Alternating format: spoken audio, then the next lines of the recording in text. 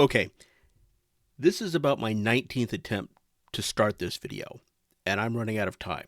So we are going to blow through this in one take. And there will be ums, and there will be ahs, and there will be dead air, and there will be parts where I'm fiddling around trying to find an image. We're just going to go for it. So anyway, there are a ton of videos out on YouTube with really good expert advice on how to shoot fashion weeks. This is not one of them. This is a video that is an extremely deep dive into what happened when I went out to shoot Fashion Week. So I've got 25 images here that I want to go through in probably about half an hour. And take away from this what you will, but if nothing else, if you are interested in trying to sign up for the same program that I did, follow me on Instagram, send me a message. I'll send you my point of contact, and I'd be happy to answer any questions that you have about how to try to get in on the same thing.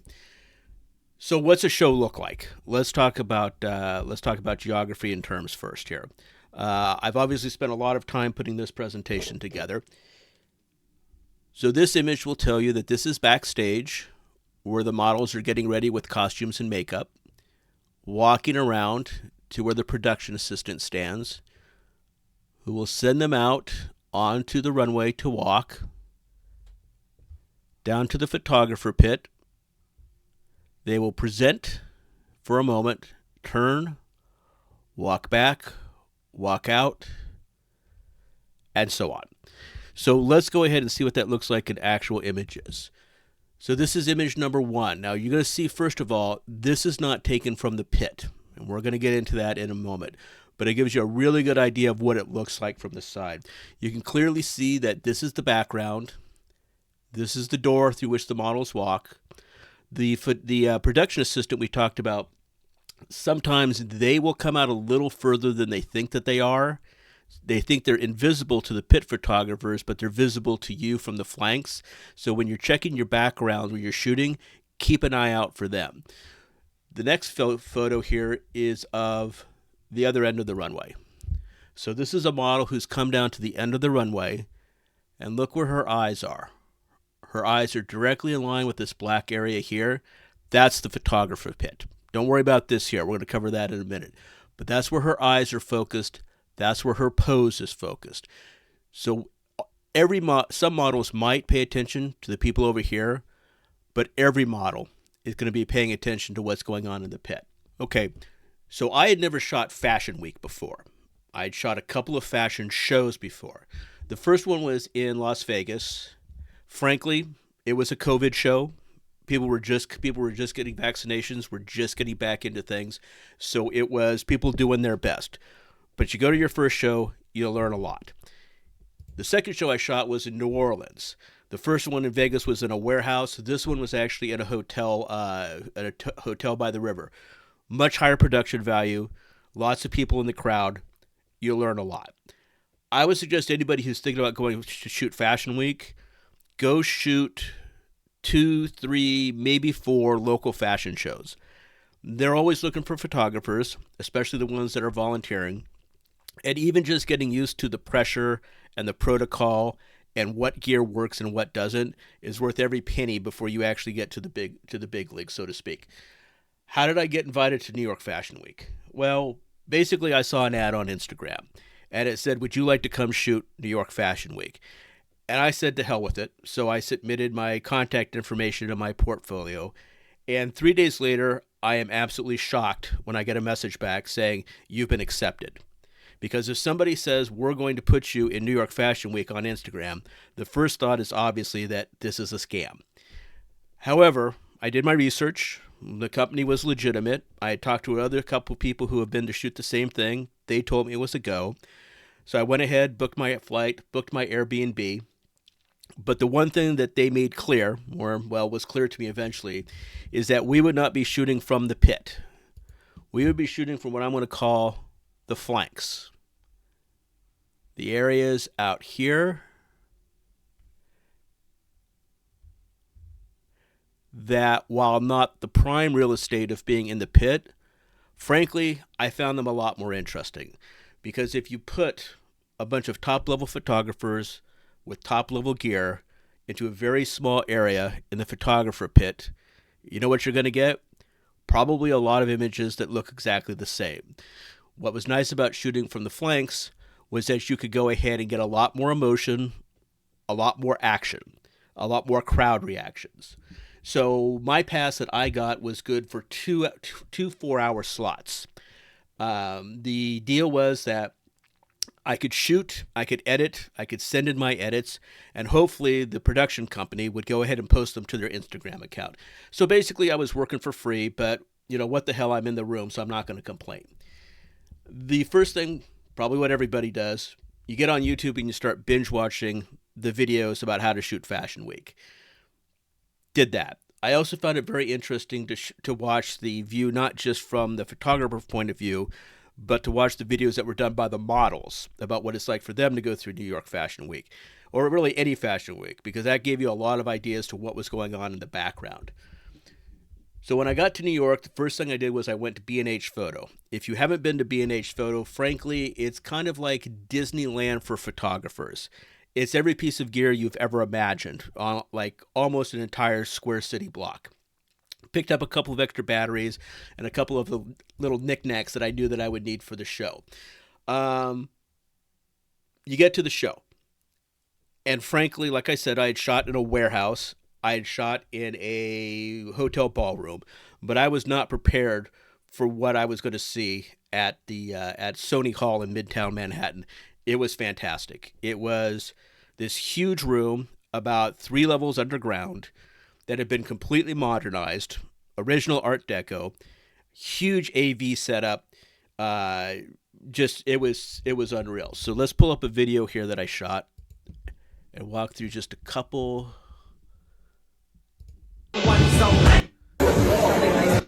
So you see here, this is where I am in the flanks.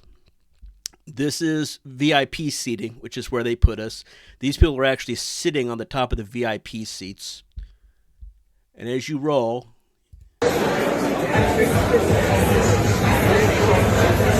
you can see here, I saw a lot of this. It was people with tripods, with huge cameras, with giant phones on top of them. The only thing it was designed to do, I think, was to make sure nobody behind them could actually see what the hell they were shooting. This was the runway itself. So you see here, this is the photographer pit. You can tell because that's a big camera up there where they're actually recording video. These are all the photographers in the pit. They're already in position because they're fighting for and elbowing for space. The overflow crowd, like I was, they're sort of filtering in when they can. If we play this a little bit longer, you can see just how complex the lighting setup is. You can see the start of the billboard and the runway. And you can see this is the seating for the people actually paying guests who haven't rolled in yet. At one point, we actually got to shoot from down here. So we got to shoot very close to where the action was. What was everyone like? Everyone has this vision of what photography at New York at a Fashion Week is going to be. Frankly, it was a zoo.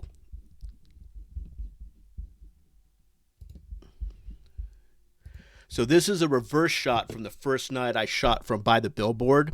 You can see over here, that's the pit that we talked about earlier, and this is the overflow.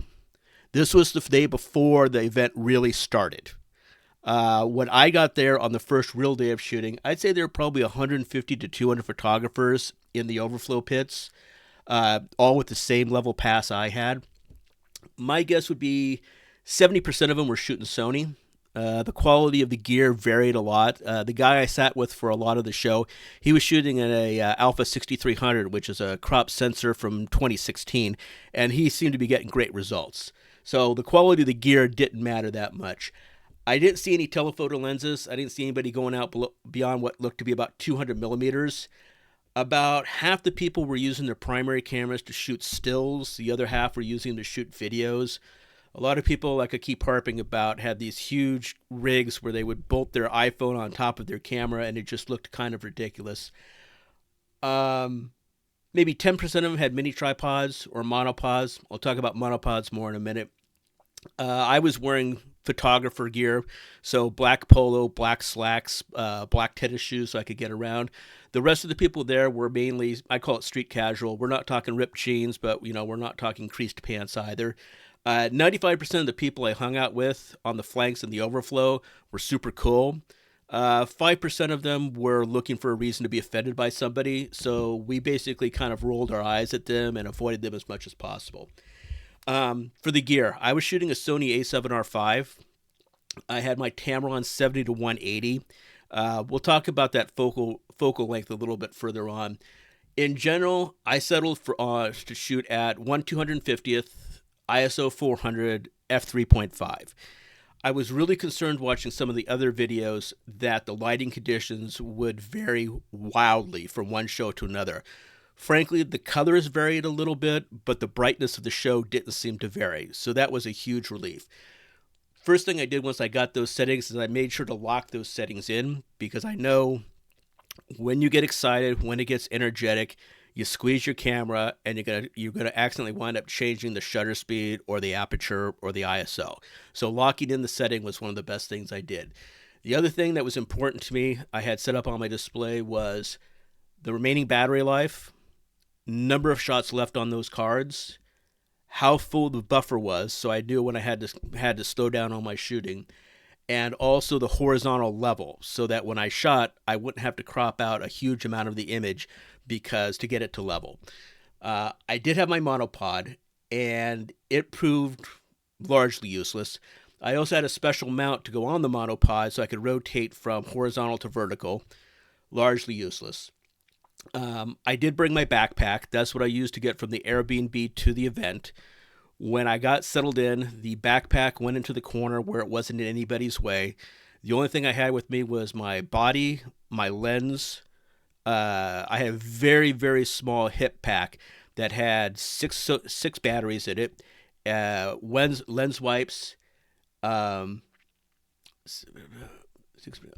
all of my SD cards in case I needed to swap out, and I also had a little Ziploc bag so I could throw out the trash, like the empty batteries and the used lens wipes, and get them out of the way so I wouldn't be reaching for them by accident when things got busy. Some of the photographers, they actually brought their laptops so they could back up and edit between shows. Frankly, I didn't think that was necessary. But the one thing I did do, because there was a ton of dead time, and we'll talk about that later, was I actually sat down and learned how to use the diopter, which, and I'm probably mispronouncing it, is the correction in your viewfinder for people that wear glasses. And I was amazed at how much easier that made shooting, because I didn't have to wear my glasses when I was shooting through the viewfinder. So if you have a diopter on your camera, bust out your manual right now, go learn how to use it. Position. I was there for 2 days, and I shot from a total of 4 different positions. The main consideration for me was, and this was not shooting from the pit, was line of sight. And I got fooled more than once. And I saw a lot of other people got fooled as well. When you are picking your position between shows, when you come in and you set up, you think you have a great line of sight. And then the show starts, and the person in front of you who you thought was going to shoot sitting down stands up. Or they bring their camera up to eye level with their big contraption blocking your line of sight. So keep an eye on that. When you are in the back, like you can see the people here in the very, very back who are standing up or actually sitting on the backs of seats. When you are in the back, altitude is everything. Some of the veterans that I was there and I was talking to, they actually had these little foldable step stools that gave them about 11 inches of height and folded down to about the size of a piece of paper. These were amazing. If you're going to shoot, get one of these things, because from what I could see, they were totally worth it. When I was in the back, the only real use I found for my monopod the entire time I was there was when I was in the back. I want you to picture your monopod fully extended, full height, and you are looking up at your camera with the tilt screen flipped out, because you can't see what you're shooting. You can only look up at your camera and see what it's focusing on, and you're just hoping that you get something. Getting a good spot. Get there early. frankly, these people, the people that I got the passes from, they were not rigidly enforcing shoot times, so I would kind of roll in a little early to get a better spot. Sometimes security would come by, and if there was an open spot, if they didn't have enough people who had bought tickets, they'd let us move forward. If they suddenly needed those tables, they would move us back, and that could be pretty ruthless. I got caught out at one point. Um, a lot of people will sit there, and when a photographer gets up and leaves, the next photographer will come in and try and move into that better position. Be very certain that that person is actually leaving that position. I saw more than once a photographer get up, appear to leave, another photographer come up to take that space, and then the person that guy was sitting with would say, "No, he's just in the bathroom." And you turn around and your spot is gone because you gave it up thinking you were going to get a better spot. Monopods. The problem with the monopods I found is that the monopod pivots around one position where it's hitting the ground. If you are trying to shoot up and down the runway, and you are having to pivot around that pivot point, so to speak, and you can't do that because you're packed in so tightly. So if you are in the back and you're basically shooting a long shot, monopods are great. But if you're closer up front, forget about it. It's not going to do you any good. The shows. The shows are supposed to start at the top of the hour, whatever the schedule says. But frankly, the schedule falls apart after the first show. That's just how fast it is.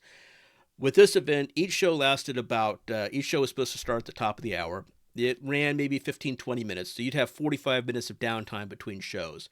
When you get there, find a group of people who look trustworthy, who will watch your gear, who will watch your space.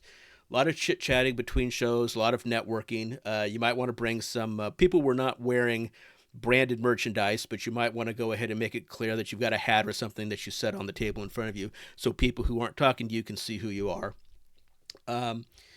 Between shows also, the models from the previous show would go into the into the stairwell that took you up the 3 floors to street level and would shoot with photographers there. What I found was that most of those models seemed to have prearranged the photographers with the designers, so I didn't get involved in that. Eventually, you get a 10-minute warning. They'll tell you to get into your seats. The bumper music will start. It's been 4 months since Fashion Week, and I still cannot get the bumper music out of my head. It's horrifying. And the lights will go down. The lights will go down in 10 minutes, and that's when the chaos starts. First of all, 70% of the stuff that you're going to see at Fashion Week is ridiculous and completely unwearable. Now, that doesn't mean that it's not cool and it's not worthwhile. This is one of my favorite shots. Clearly, this is not something that somebody's going to wear to Olive Garden, but just the workmanship and the creativity and the way the light caught the diamonds and the look in her eye. This was one of my favorite shots of the whole event. But let's be honest, a lot of the stuff was crap. If you're not there being paid by somebody to photograph their stuff, or you're not being paid there to photograph on behalf of an outlet, if you have a designer that's setting up stuff that you don't care about, don't waste your energy. Sit down, relax, look around, see what other photographers are doing, learn from them. Don't waste the shutter counts. Don't waste the space on your SD cards. You're just going to toss all those photos out anyway, so just save yourself the time and effort. It's also going to be very obvious when these shows starts which designers have spent a lot of time thinking about their presentation and which ones are just kind of phoning it in. For instance, these girls right here, I wish I had video of this. This troop of girls, these models were amazing. One of them would walk out, and as one of them was coming out, the next one was come out. And as they would meet halfway back through, they would stop, spin, back to back, which is what you see here, do a couple of more routines. And at one point, they had like 4 of them interacting on stage. I'd never seen anything like it. The photographers were going nuts about it. They had clearly spent hours choreographing this. And then others just walked out like they're looking for their Uber driver. So, in any event, but these were right here. These were probably the best produced shows that I saw the entire weekend. You're going to see a lot of hype groups. The hype groups are the performers that the designer will send out during the show in order to get the crowd hyped up about the presentation. Frankly, they're almost uniformly a pain in the ass, and not for the reasons that you think. For instance, this girl came out, and as you can see, she's 6 inches off of the runway because she's jumping. She went nonstop for 7, maybe 8 minutes while they were presenting. And the problem is that she was so much better than the models and the outfits that I wound up not shooting any of that. I just kept shooting her. Good or bad, they're in the way. You're going to have to shoot around them. And so I just wish people would stop doing this.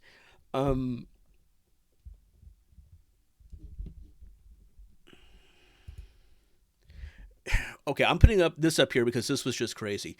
This was someone in a mask who came out at the start of the hippie samurai presentation and stood in this spot the entire time. In fact, you can see right here the designer is starting to come out at the start of the show. So she came out. So all the photographers are wondering, well, when is she going to do something? You know, when's that mask going to come off? When she's going to pull out a samurai sword? And she just stood there. And we were enthralled because it was so cool. And we just sat there. And I don't think I got a shot of anything else the entire time she was out there because I was just waiting for them to do something. And when they finally finished, he came around, he collected this person, and they walked off the stage. And frankly, it was like a murder mystery where they don't reveal the name of the murderer. It was amazing, but I felt so let down at the end of it. In general, if you have a choice of shows to shoot, the better shows tend to be later in the evening, maybe 6 p.m. to 10 p.m. And on a Thursday, Friday, Saturday, the better shows tended to be on Friday and Saturday. So keep that in mind if you have a choice of slots. That was my experience. Okay, the models, actually taking photos. The first thing I tried to do with each model as they came through that backstage wall was to get a feel for what kind of model they were going to be. The first kind I called those the walkers. Those were the models that came out, they walked straight down to the photographer pit, posed, turned around, and walked right back. The second group were what I called the posers. They would walk down, they would stop halfway through, and they'd stop, and they'd look left, and they'd look right, and they'd pose, and then they would walk down. A little more interesting. And then you had the third group, which I called the cheerleaders. And these were the fun ones. For instance, this girl here, when she walked out, the show clearly became 100% about her. People were going nuts because she had her hands in the hair, she had her hands in the air, soaking up the energy. This girl here walked down the entire stage with her eyes closed, with her hands up, directing the crowd energy. They were impressive. They were certainly more interesting. The reason, I don't think it has anything to do with the models. I think it's what the designers want. I guess that some of them want the walkers just so the clothes show out more. Others want more of the hype because that's what gets the crowd going. But I tended to look at the first model because that would tell me what I would get from every other model coming out from that designer. I tried to shoot every model in front of their logo. And this was not because I was offset, this was not as easy as it sounded because of the way that the angles worked. But the biggest problem I saw was that the designers had logos that were so big and so abstract, you almost couldn't get a shot of them unless you were dead center at the end of the photographer pit. So this was an attempt, but it normally didn't work. As the models would walk down, you'd have to change your focal length to keep them in frame. I would shoot probably half of them horizontal, half of them vertical. The vertical in order to get the outfit, the horizontal to try to get the entire environment. The biggest problem, the hardest problem, the most murderous problem was getting them when their feet were down. Because it is apparently a large thing among runway photographers is to shoot images where the model has the lead foot completely planted. That is a shitload harder than you think. Because if you look here, and this was another girl who was hyping the crowd up. In fact, I think she had friends in the audience. But you notice her first foot is completely in the air. And here's the problem. If you are trying to count the footsteps as the model walks down the runway, The problem is that she will pause occasionally to acknowledge the crowd, which will throw off your count. She may also vary her pace intentionally or unintentionally, which throws off your count. You're also running into the fact that as you're shooting this, there is enormously loud bump music being pumped into the room. And try as you might, I kept going from counting the model's footsteps to counting the music beat, which was a problem. If you get that all figured out, I wound up with a process where I would go strike, strike, strike whenever the model's foot hit the ground. The problem with that is that if you've ever been in marching band or you've been in the military and you've learned how to march, the cadence counts when your foot hits, not when your foot is flat. So what I wound up having to do was go strike, plant, to give myself a half second between when the heel would come down and when the foot would be fully planted. Once I learned to do that, the shots got a hell of a lot better. So that is my advice. It will require practice. If you can find a model who wants to practice her runway walk while you practice photographing her and getting her planting, that would save you a lot of time. Other problem I ran into, eye autofocus. I'm shooting Sony. The autofocus is fantastic, but frankly, on some of these models, it just didn't work. There was so much makeup. The eyelashes were so extended, and sometimes the headgear was so bizarre that the eye autofocus simply ceased to work, and it would start jumping to audience members in the background. I wish I had known a lot more about how to activate tracking focus before I shot this, because I'd never had to use that before. But don't rely on eye focus to save you every time. The other problem is, remember, if you're shooting from the pit, like we talked about earlier, every shot, the entire thing is laid out so you get perfect shots without distractions. You don't have the lights dropping down in the background. You don't have the offset of the stage. You basically don't really see people. You're just shooting straight down the runway. If you're shooting like this, you got a lot of people in the background. And so as you're searching for distractions, you're also searching for people who either aren't photogenic, aren't paying attention, are milling about, anything that's going to go ahead and distract from that image. So, you can see here, this is pretty okay. People are paying attention. They got their cameras out. She's interacting out with the crowd. There were a lot of people that I shot in the background who were just bored looking at their phones, and it killed the shots.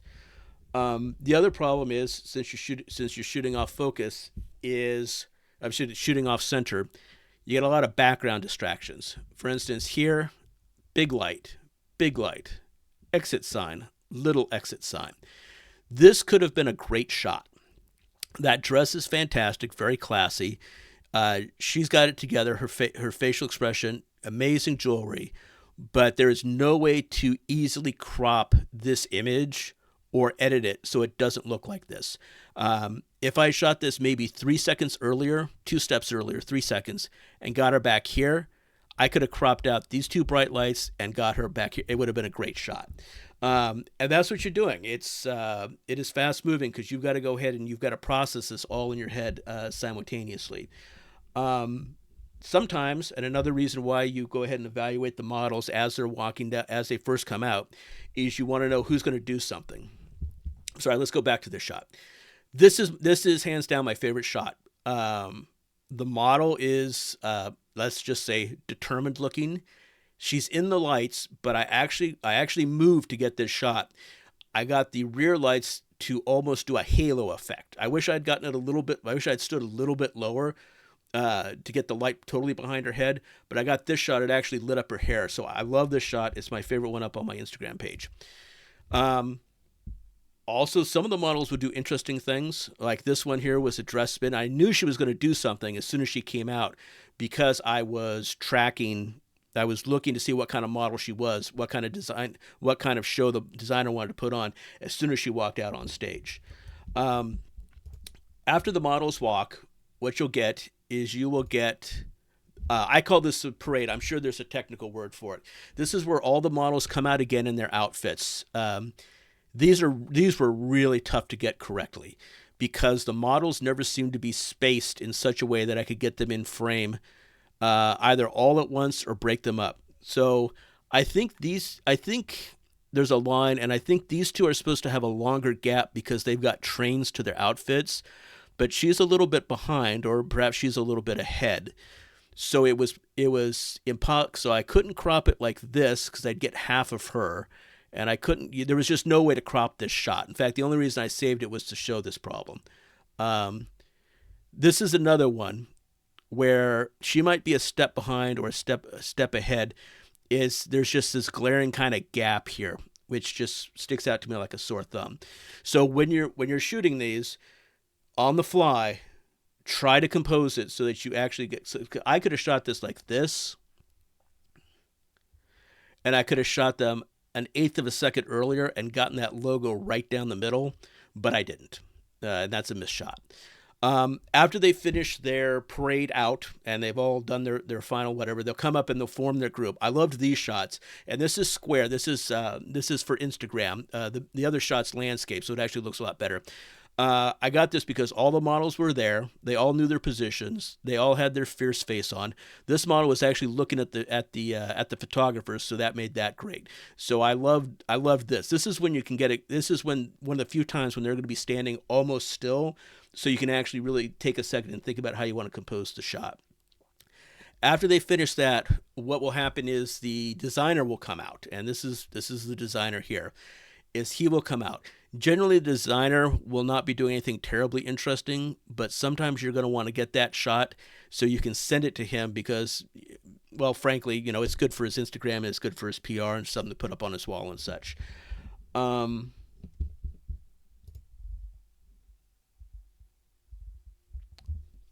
Between the shows is really just a matter of routine. The show ends, the lights come up, the background music comes in, and you got to have a checklist of what you're going to do.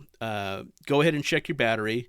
Make sure if you have to swap batteries, if you have to swap SD cards, wipe down your lens, put your cap on your lens, turn your camera off. Uh, Walk around and actually take some footage of the place too. You can get it's very easy. It's very easy on these shows to get totally focused on what's going on stage, and when there's nothing going on stage, you don't bother to turn around and see what's going on behind you because that's where the best stuff is.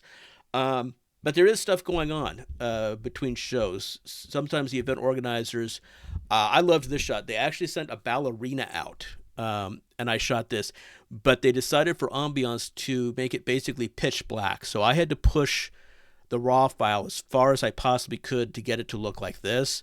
But yeah, there is stuff that's going on between the shows. And I'm more of an editorial. I like telling stories and such. I like this shot because it's the guy who comes out between the shows. He's completely silhouetted, so you don't know who he is, and his job is to basically mop up the floor. So it's not a glamorous job. It's not an interesting job, but it's definitely a necessary job. So there are stories to be told even at a fashion show. So when you get out, it's exhausting. I mean, you're there 4 hours. It's going to be an hour from your Airbnb to the show and back, plus 4 hours, plus whatever. You're exhausted. Whatever you do when you get home, start dumping your SD cards, start charging your batteries. Because if you make a mistake and take a nap or a shower or go out to get something to eat, you're going to wake up the next morning and realize you don't have enough time to handle any of those things. Not a positive feeling. I shot about 12,000 images. 12,500, I think, was the count. I don't know if that was too many or if that was about right. I think that was probably what most people were doing. A lot of the images I shot was because I was trying to get the foot plant, not necessarily because it was super interesting compared to anything else that was there. So you're going to do a cull down. You're not going to edit 12,500 photos. First thing I looked at, is it in focus? Models are moving. Is it in focus? Is it focused on the right point? Second thing, are there good color contrasts? Somebody in a blue dress against a blue hype wall does not stand out. And the nice thing about these digital hype walls is that they change very frequently. I mean, the colors will change every 3 to 5 seconds, the color will change. So you can take the blue on blue shot, but don't stop watching because there might be a blue dress on red background shot that's going to be available in a couple of seconds. Like I said, distracting backgrounds, exit lights, signs, people, some of those can go ahead and just kill a shot. The foot strike. What I learned from watching another video is that their hands are not blocking any part of the outfit, so that you can actually see, so that people can actually see the outfit. The lay of the clothes is good. I don't mean to shame this guy, but you got big jacket bulge. This should probably come down. So this is what I was looking at when I decided what to keep and what not to keep. I like models, strong expressions and poses. When I did my first cull, I got down to 600 images, which means I killed 95% of the images that I took on this shoot, which was kind of painful. I'm going to pull up a chart here. This is of the roughly 600 I took. This is the technical the developer settings. So you can see at the edge here, we got 49 images taken at 180 millimeters. These were the static shots where the models were just coming out. And yeah, I wish I had had a 70 to 200. I think I probably could have gone a little deeper into this. You'll see here, this I think is where I was getting a feel for the model and what they were going to do. Hardly any images out here. And then it kind of slowly trickles up. And this is where they're down at the photographer pit at the end. I never felt like I needed to back any further out than 70 millimeters. I think 70 to 200 really was the sweet spot. If you have two cameras, or if you're in the pit, maybe you need a 24 to 70 as well. Don't worry too much about these numbers. These were when I was shooting speed bursts, and I kept probably too many photos where I shot speed bursts of spins and falls and that sort of thing. Shutter speed, I thought 1/250th locked it in pretty well. It gave me enough light. Probably could have shot faster. Maybe could have gone ahead and turned up the ISO a little bit. Aperture I thought was good. I didn't feel like I had to go all the way down on the ISO. Don't pay attention to this. This is something I shot in the dark for specifically for somebody. So that's a throwaway. And I believe these were tests. But I thought the 400 was good. Didn't give me any noise that I couldn't deal with. And then I liked, like I said, I'm more of an editorial photographer. So I did 415 in landscape. Of what I selected were 415 landscape, because I thought that the landscapes were more interesting because they showed you what was actually going on in the show. And I think I said earlier that the portraits were more for just emphasizing the outfits without any sort of context. As far as editing, not going to go too deep into editing. The biggest thing I found was get it as level as possible. That's why I shot with the level on the display, so that when I went ahead and leveled it in editing, I wouldn't have to toss a lot of pixels. Crop to what's important. On the color balance, it's a fashion show under crazy lights. I would go ahead and tell Lightroom to adjust to the color of the model's eyes, and then I'd warm it up a couple of degrees. That normally works. I didn't worry about color balance. There's no way you're going to get that right.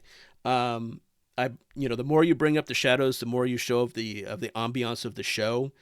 I would add a little texture to the outfits. Linear gradients were great for taking care of the lights that were in the background that had blown out the model's face. And I didn't edit the models at all. I figured they're perfect. They're exactly as the designers wanted to send them out. So a couple of things.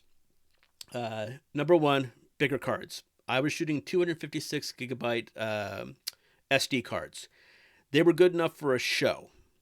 But I wish I'd had 1 terabyte cards, so I wouldn't have had to keep track of which show was on which card. So I think that's what I'm going to do next time.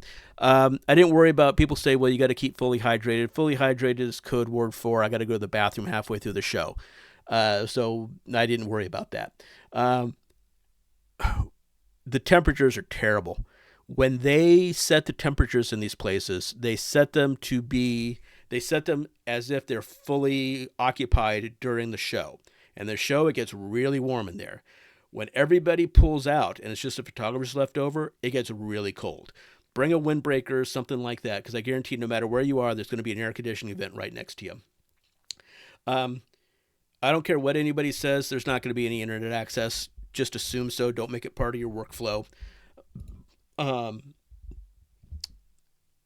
If you're in town anyway to shoot, remember that there were a ton of models that were also in town to shoot, or rather were also in town to walk for that show.